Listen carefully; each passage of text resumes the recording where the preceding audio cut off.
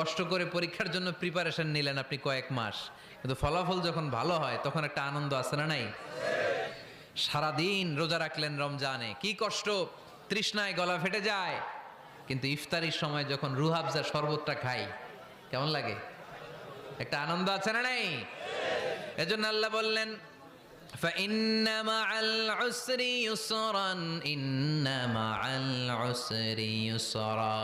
ও নবী, কষ্টের দিন মক্কায় অল্প কিছু দিন, মদিনাতে আনন্দের দিন অপেক্ষা করছে। আমাদের জীবনে যদি দুঃখ কষ্ট আসে আমরা ধৈর্য ধরবো, তাওয়াক্কুল করবো একজনের উপর, তিনি কে? কারণ আমরা বিশ্বাস করি কষ্টের দিন এটা চিরকালের জন্য নয়, সামনে আনন্দের দিন আমাদের জন্য সেট করে রেখেছে কে? তাহলে আমরা সূরাতুল ইনশিরাহ থেকে 3টা নেয়ামতের বর্ণনা শুনলাম, বিশ্বনবীকে কি সান্ত্বনা দেয়া হলো সেটা শুনলাম। এবার 2টা গাইডলাইন শুনে তাফসীর আমরা শেষ